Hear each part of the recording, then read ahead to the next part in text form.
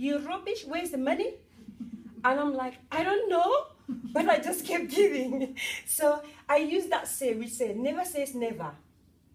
It is in giving that we receive. And the truth, the realization came to me from 2014-15 because I'm actually making money. How nice is that? After giving. So impact drives income. And I'm talking on that so passionately because when you look at our communities today and businesses and how we get there, and talking of public speaking, what sense does it make? Some woman come here and say, I'm a public speaker. What do you speak about? I speak about myself. What is it?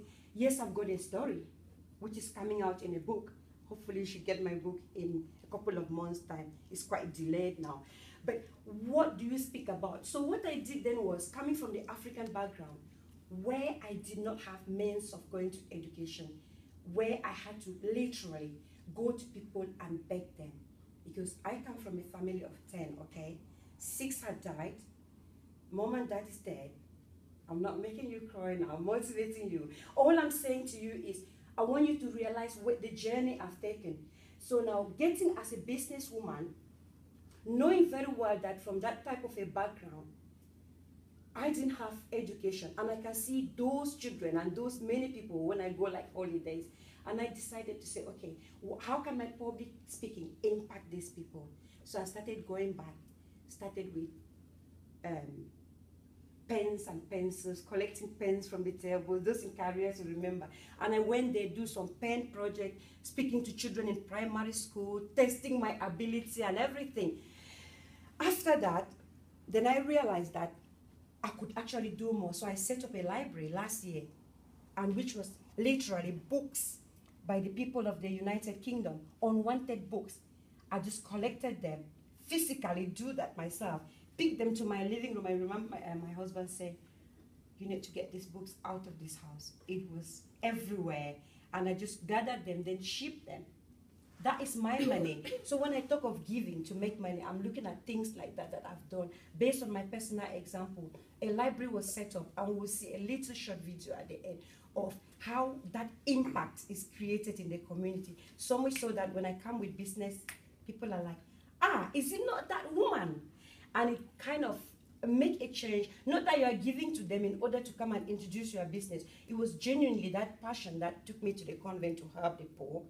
But by so doing, it's helped me now to introduce some social enterprising things that will help them. So impact, yes, will drive income into your business. If you're patient, you have to lose in order to win. You have to plant in order to harvest, isn't it? If you say yes, just say yes or something. Is it a yes? Yes. You have to lose in order to win, isn't it? Yes, isn't it? So I had to do it that way. But then the how, the question I've asked you on that is, how do you do that? And I'm sure in the talking I've made some points that would really make sense. Within the United Kingdom, within Africa, if you want to travel, you need to be careful though, because it's a different system as well. But then, or within European country, because I've spoken in Germany, I'm speaking in Switzerland and all sorts of places. But you need to think of how. The how is, how do you get to people? How do you get them to get involved? How do you get them to know you? And possibly, if you can do some corporate responsibilities within your business, no matter how hard it is. I know it's difficult when you've not had the money and you have to start thinking of helping people. Oh, but do you know how I managed to set up the library? No, we don't know, do we? I'll tell you. Please talk with me. I don't want to be alone. So, when I started the first library, I used to have a job in the hospital. I don't like working in hospitals, not because of anything, just because I get so empathetic. I can't deal with terminal illnesses, okay?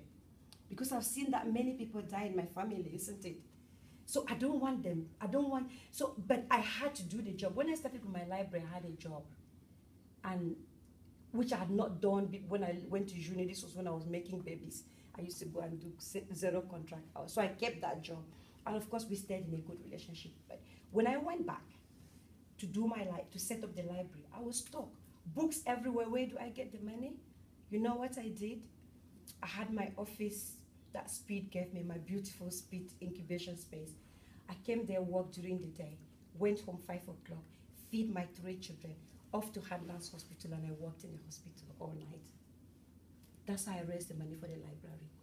A few people chipped in a 400 pounds or whatever, but that was there. So the how would depend on how much you can sacrifice, isn't it? And the why will be how you feel. Is that the way you want to go? Some people get it easy. You just start, get the funds, and money start pouring in and pouring in. What I'm trying to say here is not like mine is the best way you have to go about. Is when you look at the how, you look at the why and the when. Get that timing right and get everything in the right position.